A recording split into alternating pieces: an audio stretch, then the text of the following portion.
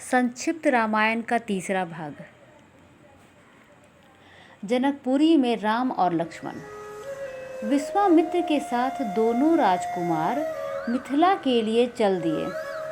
सिद्ध आश्रम के अनेक अन्य ऋषि भी साथ में थे। विश्वामित्र तरह तरह की पौराणिक कथाएं सुनाते जाते।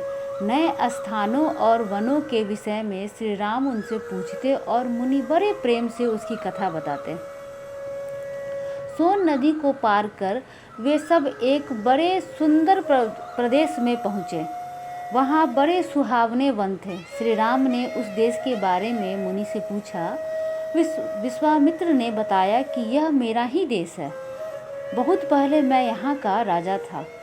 इसी प्रसंग में उन्होंने अपनी वंशावली भी राम और लक्ष्मण को बताई। रात को विश्राम कर वे फिर आगे बढ़े। विश्वामित्र ने गंगा जी की उत्पत्ति, पार्वती की कथा और स्वामी कार्तिक के जन्म की कहानी राम और लक्ष्मण को मार्ग में सुनाई। जब वे मिथिला के निकट पहुँचे तो नगर के बाहर उन्हें एक सुनसान आश्रम दिखाई पड़ा। श्री राम ने उसके विषय में जानना चाहा। ऋषि बोले, किसी समय यह गौतम मुनि का आश्रम था। जब वे अपनी पत्नी अहल्या के साथ यहाँ रहते थे तब इसकी शोभा अद्भुत थी। एक दिन बड़ी दुखद घटना हुई। एक रात को सवेरा हो जाने के भ्रम में जब गौतम ऋषि गंगा स्नान को चले गए तो ऋषि के वेश में इंद्र आश्रम में घुस आए। जब वह आश्रम से निकल रहा था उसी समय महर्षि गौतम आ पहुँचे। इंद्र को देखकर उन्हें बहुत क्रोध आया।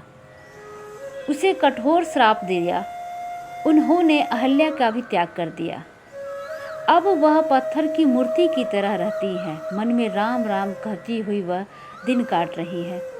यह कथा सुनकर राम को अहल्या पर दया आ गई। राम ने आगे बढ़कर ऋषि पत्नी के पैर छुए। राम का स्पर्श पाते ही अहल्या श्राप मुक्त हो गई। वह पहले की तरह सुंदर भी हो गई। गौतम ऋषि ने भी अहल्या को सहर्ष स्वीकार कर लिया। इस घटना से राम का यश, प्रभु श्री राम का यश चारों ओर फैल गया। राजा जनक को विश्वामित्र के आने का समाचार मिला। वे सतानंद तथा अन्य ऋषियों को लेकर स्वागत करने के लिए नगर के बाहर आए। आते ही उन्होंने मुनि को आदर के साथ प्रणाम किया और कुशल समाचार पूछा।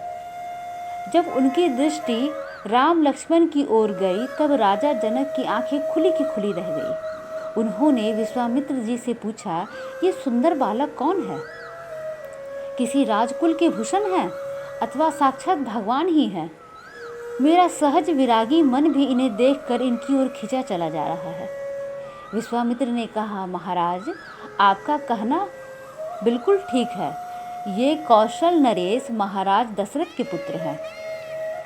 आपके सुनाम नाम के विचित्र धनुष को दिखाने के लिए मैं इन्हें अपने साथ ले आया हूँ।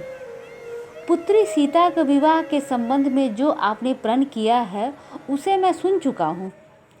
राजा जनक ने मुनि की स्तुति की और यज्ञशाला के निकट ही एक रमणीक उद्यान में मुनि और राम लक्ष्मण के ठहरने का प्रबंध कर दिया।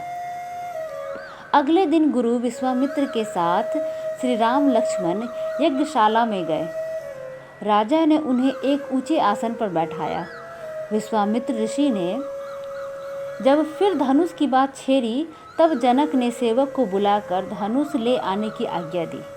यह धनुष लोहे के 8 पहियों वाले एक बड़े सुंदर संदूक में रखा था। उसे खींचकर जब सेवक ले आए तब राजा जनक बोले, मुनिवर, यह शंकर जी का धनुष है। देवताओं ने हमारे एक पूर्वज देवरात को इसे दिया था। इस भारी धनुष को कोई नहीं उठा सकता। प्रत्यंचा चढ़ाना तो दूर की बात है। मेरे प्रण को सुनकर अनेक राजा और देवदानव आए और लज्जित होकर चले गए। गुरु का संकेत पाकर श्री राम ने धनुष सहज उठा लिया और जो ही प्रत्यंचा चढ़ाकर उसे खींचना चाहा कि वह बीच से टूटकर 2 टुकड़ा हो गया। वज्रपात जैसा भयंकर शब्द हुआ और पृथ्वी कांपने लगी। धनुष टूटते ही राजा जनक के हर्ष का ठिकाना न रहा। राम के सौंदर्य और बल विक्रम को देखकर वे बोले, मुनिवर, आपकी कृपा से मुझे अपनी प्यारी बेटी के लिए मनचाहा वर मिल गया।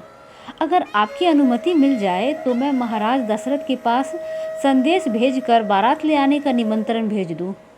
विश्वामित्र बोले, अब क्या पूछना, शुभ कार्य में देर क्यों किया जाए। राजा जनक ने अपने चतुर मंत्रियों को शीघ्रगामी रथ द्वारा अयोध्या जाने की आज्ञा दी। दोस्तों, रामायण, संक्षिप्त रामायण का तीसरा भाग मैं यहाँ स्थगित करती हूँ। चौथे भाग में मैं प्रभु श्री राम विवाह का उल्लेख करूँगी, अपलोड करूँगी अपने YouTube चैनल पे। प्लीज़ आगे सुनने के लिए मेरे YouTube चैनल को ज़रूर सब्सक्राइब करें। प्लीज़ मेरे चैनल को ज़रूर सब्सक्राइब करें और कमेंट में एक बार जय श्री राम का जयकारा ज़रूर लगाएं। जय श्री राम। भगवान आप सबों की मनोकामना पूरी करें।